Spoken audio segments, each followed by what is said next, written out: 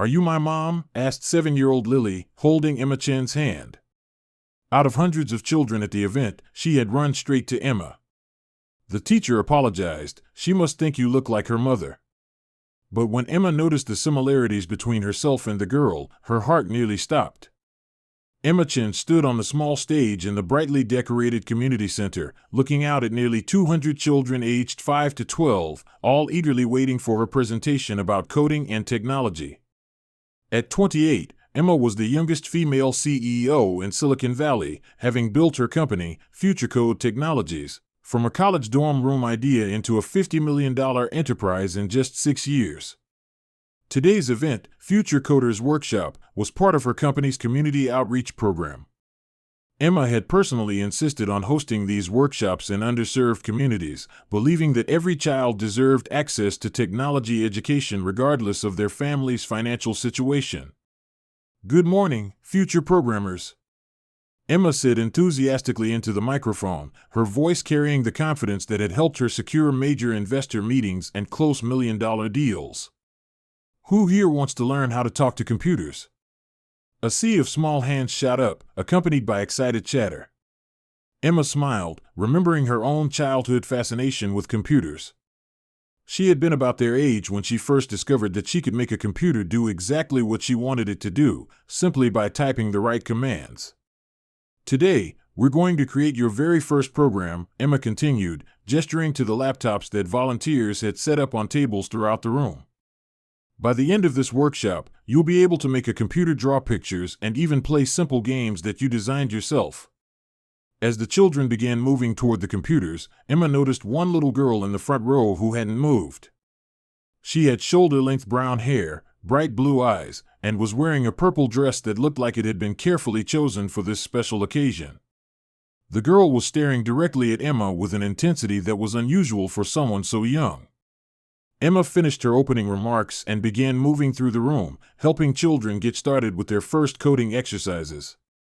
The volunteers, mostly college students from the local university's computer science program, were doing an excellent job of keeping the kids engaged and answering their questions. But Emma found herself drawn back to the little girl in purple, who was still sitting in her original spot, watching Emma's every move with those piercing blue eyes. "Hi there," Emma said, kneeling down beside the girl's chair. "I'm Emma. What's your name?" "Lily," the girl replied softly, her voice barely audible above the excited chatter of the other children. "That's a beautiful name," Emma said warmly. "Would you like to come try one of the computers? I can help you get started." Lily shook her head, still staring at Emma with that intense gaze. "Are you my mom?" she asked suddenly, the question delivered with the matter-of-fact directness that only children possess. Emma felt her breath catch in her throat. The question was so unexpected, so innocent, and yet it hit her with the force of a physical blow. "Oh, sweetie, no. I'm not your mom. I'm just here to teach coding today." But even as Emma said the words, she found herself studying Lily's face more carefully. The shape of her nose, the set of her eyes, the way she tilted her head when she was thinking, there was something hauntingly familiar about all of it. "Lily!" A woman's voice called from across the room. "Come over here, honey. Let's get you set up at a computer." Emma looked up to see a middle-aged woman with graying hair and kind eyes approaching them. She wore a volunteer badge that identified her as Mrs. Rodriguez, and she moved with the practiced ease of someone who worked with children regularly. "I'm so sorry," Mrs. Rodriguez said to Emma, placing a gentle hand on Lily's shoulder. "She must think you look like her mother. Lily is in our foster care program, and she sometimes, well, she's been hoping to find her birth mother for a while now." Emma felt the world tilt slightly around her. Foster care. Birth mother. The words echoed in her mind as she looked at Lily again, this time seeing details she had missed before. The stubborn cowlick in her hair that refused to lie flat, exactly like Emma's had been as a child. The small scar above her left eyebrow that matched the one Emma had gotten from falling off her bike when she was 6. The way Lily's left eye was just slightly smaller than her right, an asymmetry that Emma saw in the mirror every morning. "How old is Lily?" Emma asked, trying to keep her voice steady. 7, Mrs. Rodriguez replied. She'll be 8 in about 6 months. Emma's mind raced backward through time. 8 years ago, she would have been 20. A sophomore in college, struggling to balance her computer science coursework with the reality of an unplanned pregnancy. 8 years ago, she had made the most difficult decision of her young life. Emma? Mrs. Rodriguez was looking at her with concern. Are you okay? You look a little pale. I'm fine, Emma managed to say, though she felt anything but fine. Just, it's warm in here. But she wasn't fine. She was standing 3 feet away from a little girl who might be her daughter, the baby she had carried for 9 months and held for exactly 2 hours before placing her in the arms of a social worker and trying to forget that any of it had ever happened. Emma had been 20 years old, in her second year at Stanford, when she discovered she was pregnant. The father was David Martinez, a graduate student she had been dating for 6 months. When she told him about the pregnancy, David had made it clear that he was not ready for parenthood and that he would not be involved in raising a child. Emma had spent weeks agonizing over her options. She came from a working-class family that had sacrificed everything to send her to college. Her parents had worked double shifts and taken out loans they couldn't afford to give their daughter opportunities they had never had. The idea of dropping out of school to raise a baby felt like a betrayal of all their sacrifices. But she also couldn't bring herself to terminate the pregnancy. So she had chosen adoption, believing it would give her baby the best possible life while allowing Emma to complete her education and build the career that would honor her parents' sacrifices. The pregnancy had been difficult, both physically and emotionally. Emma had continued her coursework as long as possible, hiding her condition under loose clothing and avoiding situations where someone might notice her changing body. She had moved off campus to a small apartment where she could have more privacy, telling her friends and family that she was focusing intensely on her studies. When the baby was born, a healthy girl with Emma's blue eyes and a head of dark hair, Emma had held her for 2 precious hours. She had memorized every detail of her daughter's face, whispered promises about the wonderful life she would have with her adoptive family, and tried to burn the memory of that perfect little face into her heart forever. The adoption was arranged through a private agency that specialized in placing children with families who could provide educational and financial advantages. Emma had chosen a couple, Dr. James and Dr. Sarah Patterson, who were both physicians and had been trying to have children for over 10 years. They seemed perfect, educated, financially stable, and desperately wanting to be parents. Emma had signed the papers, handed over her daughter, and returned to college with instructions to forget that the pregnancy had ever happened. She threw herself into her studies with desperate intensity, graduating summa cum laude and earning acceptance to MIT's graduate program in computer science. But forgetting had proved impossible. Every birthday, every milestone, every quiet moment when her guard was down, Emma found herself wondering about her daughter. Was she happy? Was she healthy? Did she ever think about the mother who had given her life but couldn't give her a home? Now, standing in this community center 8 years later, Emma was faced with the possibility that all her questions might finally have answers. Lily, Emma said gently, kneeling back down to the little girl's eye level. Can you tell me about your family? Do you know anything about when you were born? Mrs. Rodriguez frowned slightly at the question. Emma, I'm not sure this is appropriate. It's okay, Lily said, her voice stronger now that she had Emma's full attention. I was adopted when I was a baby, but my parents died in a car accident when I was 4. That's when I went to live with different families. Emma felt her heart breaking for this little girl who had already experienced so much loss in her short life. I'm so sorry, Lily. That must have been very hard.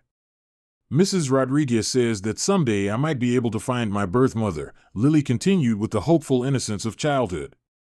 She says that when I'm older, there are ways to look for people. But I keep hoping she'll find me first. Emma struggled to maintain her composure as the full magnitude of the situation became clear. If Lily was indeed her daughter, then the perfect life Emma had envisioned for her had been shattered by tragedy.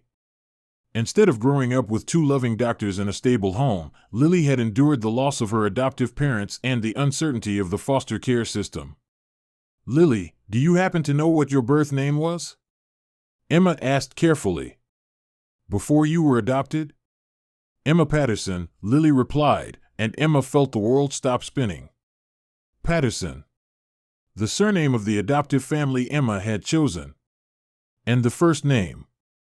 Emma stared at Lily in shock, realizing that her daughter had been named after her. The adoption had been closed, meaning the adoptive parents shouldn't have known Emma's identity, but somehow they had chosen to give their daughter her birth mother's name. That's a beautiful name, Emma managed to say, her voice thick with emotion she was struggling to contain. Mrs. Rodriguez was watching this exchange with growing concern. Emma, perhaps we should focus on the coding workshop. The other children are waiting for instruction. But Emma couldn't focus on anything except the little girl in front of her, the daughter she had thought about every day for 8 years but never expected to see again. Lily, Emma said, making a decision that would change both their lives forever, would you like to work on a special project with me? Just the two of us? Lily's face lit up with the first genuine smile Emma had seen from her. Really? You want to work with me? I would love to work with you, Emma replied, meaning every word. They moved to a quiet corner of the room where Emma set up a laptop for Lily. As they worked together on a simple drawing program, Emma found herself studying every detail of her daughter's face, looking for confirmations of what her heart already knew to be true. Lily was bright, incredibly bright. She grasped the basic concepts of programming with a speed that impressed even Emma, who was used to working with gifted college students. More than that, Lily approached problems with the same methodical logic that Emma recognized in herself. Can I make the computer draw a butterfly? Lily asked, her fingers poised over the keyboard with confidence that seemed beyond her years. Absolutely, Emma said, showing her how to modify the code to create the shape she wanted. You're really good at this, Lily. Have you worked with computers before? Sometimes at school, Lily replied, concentrated intently on her screen. But I like this better. It feels like magic, making the computer do exactly what you tell it to. Emma smiled, remembering saying almost exactly the same thing when she was Lily's age. It is like magic. And the best part is, once you learn the magic words, the code, you can create anything you can imagine. As they worked together, Emma found herself relaxing for the first time since Lily had asked if she was her mother. This felt natural, comfortable, right in a way that nothing had felt right for 8 years. Whether or not Lily was her biological daughter, there was a connection between them that couldn't be denied. Emma, Lily said suddenly, looking up from her computer, why did you become interested in computers? The question caught Emma off guard with its maturity. Well, when I was about your age, I discovered that computers were one place where being smart mattered more than being popular or having the right clothes. If you could write good code, the computer would do exactly what you wanted it to do, every time. It was fair in a way that the rest of the world wasn't always fair. Lily nodded seriously, as if this explanation made perfect sense to her. I think I would like to learn more about computers. Do you think someone like me could be good at it? Someone like you? Emma asked.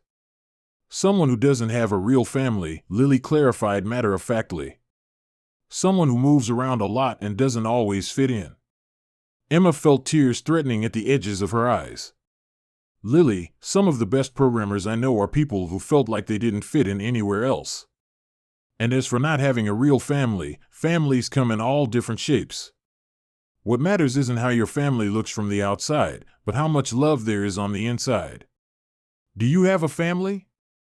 Lily asked with the directness that Emma was beginning to recognize as characteristic. Emma hesitated. How could she explain her life to a 7-year-old? The successful career, the empty apartment, the endless work that filled her days but never quite filled the hole in her heart that had existed since the day she gave birth? I have my work, Emma said finally. And I have friends. But no, I don't have the kind of family you're thinking of. No husband or children. Maybe you could adopt someone, Lily suggested with the optimistic problem-solving approach of childhood. If you wanted a family, I mean. Maybe I could, Emma agreed, though the irony wasn't lost on her that she might be having this conversation with the very child she had given up for adoption 8 years earlier. The workshop continued for another hour, with Emma splitting her time between helping the large group and working individually with Lily. Every minute they spent together strengthened Emma's conviction that this little girl was her daughter, but it also deepened her uncertainty about what to do with that knowledge. At the end of the event, as parents and foster families arrived to pick up the children, Emma found herself standing next to Mrs. Rodriguez, watching Lily pack up her things. "She's remarkable," Emma said quietly. "Lily, I mean. She's incredibly bright." "She is," Mrs. Rodriguez agreed. "And she's been through so much for someone so young. The foster family she's with now is wonderful, but Lily has never quite settled in anywhere. She's always seemed to be waiting for something or someone." "Mrs. Rodriguez," Emma said carefully, "would it be possible for me to volunteer with Lily's group again? Maybe provide some ongoing coding instruction?" Mrs. Rodriguez studied Emma's face with the perceptive gaze of someone who had worked with children and families for many years. "Can I ask why?" "This level of interest in one specific child is unusual for corporate volunteers." Emma took a deep breath, knowing that her next words would set events in motion that she couldn't control or reverse. "I think Lily might be my daughter. The daughter I placed for adoption 8 years ago." Mrs. Rodriguez's eyes widened slightly, but her expression remained professionally neutral. "That's a very serious statement, Emma. Do you have any proof of this connection?" "Not yet," Emma admitted. "But the timing is right, the physical resemblance is remarkable, and her adoptive surname was Patterson, which matches the family I chose through the adoption agency. If what you're suggesting is true, this is a very complex situation," Mrs. Rodriguez said slowly. "Lily is currently in foster care, which means she's a ward of the state. Any claims about her parentage would need to be investigated through proper legal channels." "I understand," Emma said. "I'm not trying to disrupt her life or make unrealistic claims. I need to know. And if she is my daughter, I need to understand what happened to the life I thought I was giving her." Mrs. Rodriguez was quiet for a moment, watching Lily, who was showing her completed computer drawings to another volunteer. "The Patterson family," she said finally. "Dr. James and Dr. Sarah Patterson. They died in a car accident when Lily was 4 years old. It was a devastating tragedy for everyone involved." Emma felt tears welling up as the full scope of the tragedy became clear. The loving, stable family she had chosen for her daughter had been destroyed by a random accident, leaving Lily orphaned and alone in the world. "What happened to her after that?" Emma asked. "She was placed with Dr. Patterson's sister initially, but that family was dealing with their own challenges and couldn't provide long-term care. Since then, she's been in 3 different foster homes. All good families, all caring people, but none of them have been able to adopt her permanently." "Why not?" Mrs. Rodriguez sighed. "Various reasons. One family had a job transfer that made adoption impossible. Another family had health issues that prevented them from taking on a long-term commitment. The current family she's with is wonderful, but they're already caring for 2 other foster children and don't feel they can handle a 3rd adoption." Emma watched Lily across the room, seeing her daughter's resilience and strength in the face of circumstances that would have broken many adults. "She's been waiting for someone to choose her permanently." "In a way, yes," Mrs. Rodriguez confirmed. "Lily is old enough to understand that she's in temporary situations. She's a bright child, and she knows that foster care isn't supposed to be forever. I think that's part of why she keeps asking about finding her birth mother. She's looking for someone who won't leave." The weight of this revelation settled heavily on Emma's shoulders. For 8 years, she had convinced herself that giving up her daughter had been an act of love, ensuring that Lily would have opportunities and stability that Emma couldn't provide at 20. But life had intervened, and now her daughter was in exactly the uncertain situation Emma had tried to prevent. "What would I need to do?" Emma asked quietly. "If I wanted to explore the possibility of being part of Lily's life?" The first step would be confirming the biological relationship through DNA testing, Mrs. Rodriguez explained. If that confirms what you suspect, then we would need to involve family court to determine what's in Lily's best interest. As her birth mother, you would have certain rights, but Lily's welfare would be the primary consideration. I understand, Emma said. I don't want to disrupt her life unnecessarily. But if there's a chance that I could provide her with the stability she's been looking for. Emma, Mrs. Rodriguez interrupted gently, I need to ask you some direct questions. Are you prepared for the responsibility of raising a child? Your career is obviously very demanding. Do you have support systems in place? Have you thought about how this would change your life? Emma looked across the room at Lily, who was now helping younger children pack up their computers with the natural leadership skills that reminded Emma of herself at that age. 8 years ago, I gave up my daughter because I thought I was too young and unprepared to be a good mother. Now I'm 28, I'm financially stable, and I've built a successful company. But more than that, I've spent 8 years wondering about her, hoping she was happy, and feeling like something essential was missing from my life. She paused, choosing her words carefully. I can't promise I'll be a perfect mother. I don't have any experience raising children. But I can promise that if Lily is my daughter, she'll never again have to wonder if someone is going to choose her permanently.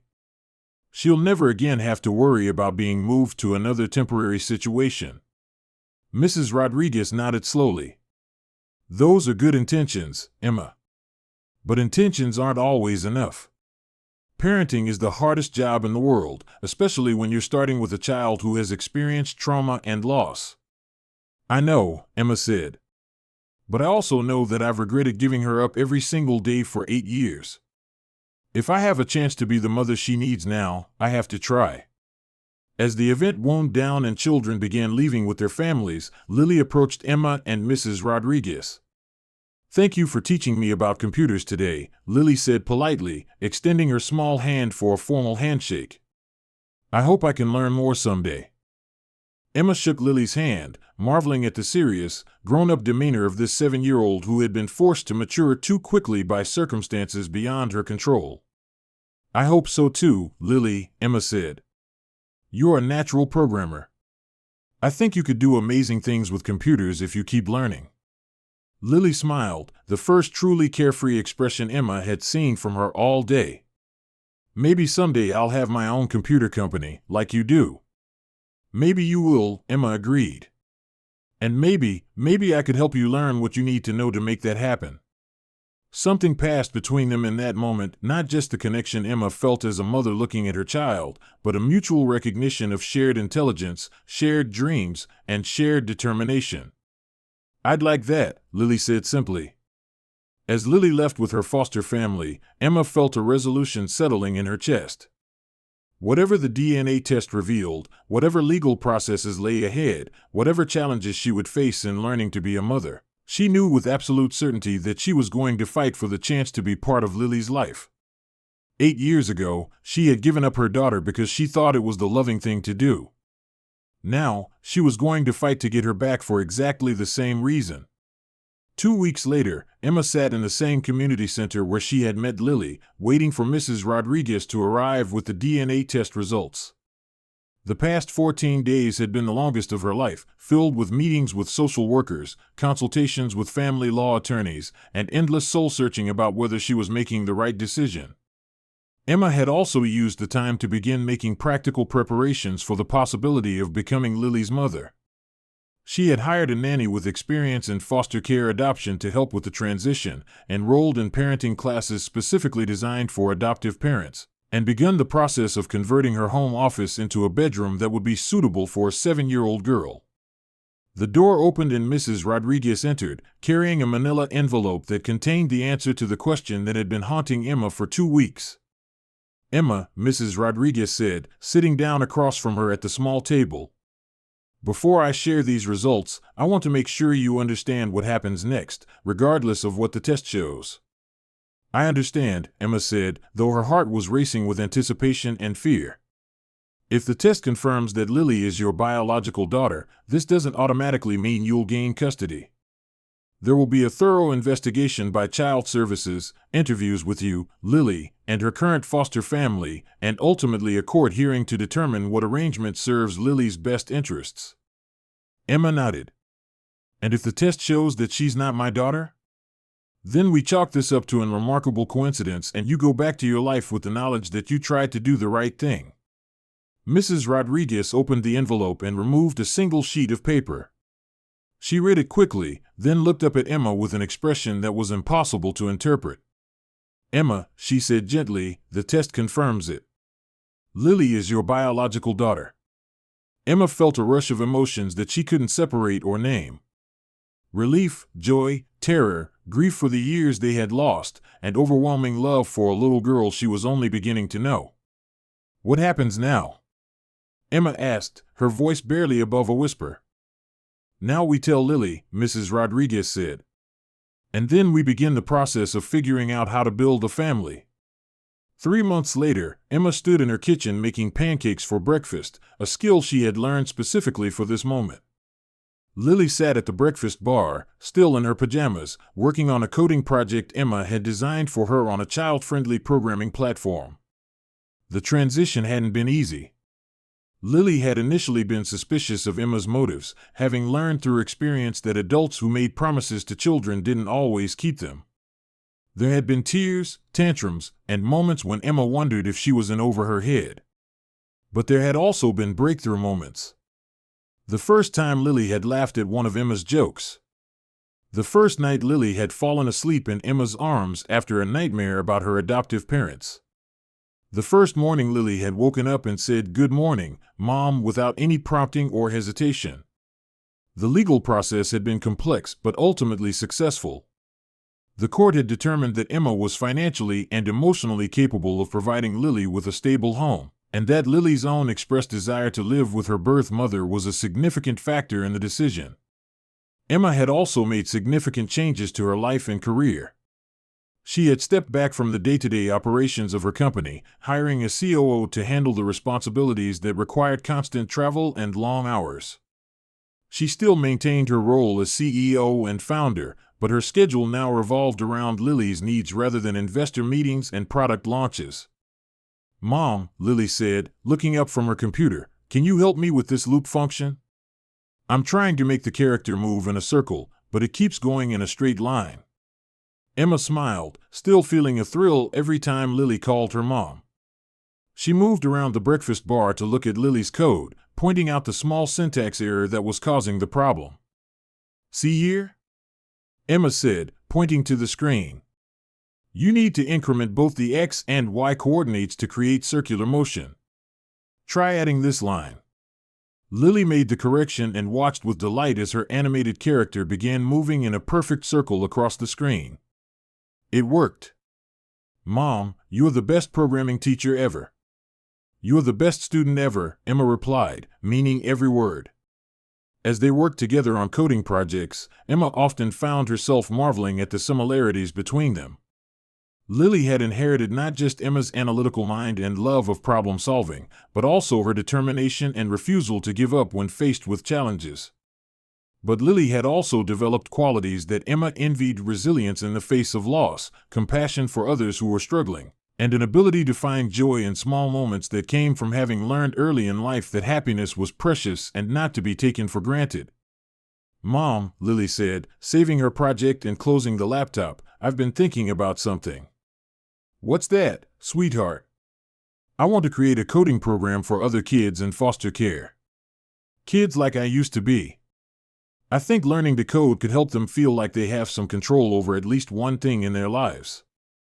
Emma felt tears welling up at the wisdom and compassion of her 7-year-old daughter. "That's a beautiful idea, Lily. How do you think we could make that happen?" "Well," Lily said, her face lighting up with the enthusiasm Emma remembered from their first meeting, "you have a big company with lots of computers. And I know what it feels like to be in foster care. Maybe we could work together to create something really special." Emma pulled Lily into a hug, overwhelmed by pride and love for this remarkable little girl who had somehow found her way back into her life. "I think that's the best business proposal I've ever heard," Emma said. "Want to be my partner?" Always, Lily replied, hugging her back. Partners forever. 6 months later, Emma and Lily stood together on the stage of the same community center where they had first met, announcing the launch of the Lily Patterson Foundation for Foster Youth Technology Education. The foundation would provide coding workshops, computer access, and educational support for children in foster care, with the goal of giving them valuable skills and the confidence that came from mastering something difficult. Lily, now 8 years old and confident in her role as the Foundation's youngest spokesperson, addressed the audience with poise that amazed everyone present. When I was in foster care, Lily said into the microphone, her voice clear and strong, I felt like I didn't have control over anything in my life. But when I learned to code, I discovered that I could create worlds where everything worked exactly the way I wanted it to. I could make the computer do amazing things just by typing the right words. She paused, looking out at the audience of foster children, social workers, and community leaders. I want other kids to feel that same power. I want them to know that even when everything else feels uncertain, they can build something beautiful with their own hands and their own minds. Emma watched from the side of the stage, overwhelmed with pride and gratitude for the journey that had brought them both to this moment. 8 years ago, she had given up her daughter believing it was the loving thing to do. Now, she understood that love sometimes meant holding on just as much as it meant letting go. After the presentation, as Emma and Lily walked to their car, Lily took her mother's hand and squeezed it gently. Mom, she said, I have a question for you. What's that? Do you ever wish things had been different? That you hadn't given me up when I was a baby? Emma stopped walking and knelt down to Lily's eye level, looking directly into those familiar blue eyes. Oh, sweetheart. I wish a lot of things had been different. I wish your adoptive parents hadn't died. I wish you hadn't had to go through the foster care system. I wish I had been ready to be your mother when you were born instead of having to wait 8 years to grow up enough to deserve you. She paused, choosing her words carefully. But I don't wish I hadn't given you up, because that decision led to you having the Pattersons as parents, even if it was just for 4 years. They loved you completely, and they gave you a foundation of love that helped you survive everything that came after. And if I hadn't given you up, we might never have found our way back to each other the way we did. Lily considered this with the seriousness that Emma had come to expect from her daughter. So you think everything happened the way it was supposed to happen? I think, Emma said carefully, that love finds a way. Maybe not always the way we expect, and maybe not always when we want it to, but love always finds a way. Lily smiled and threw her arms around Emma's neck. I love you, Mom.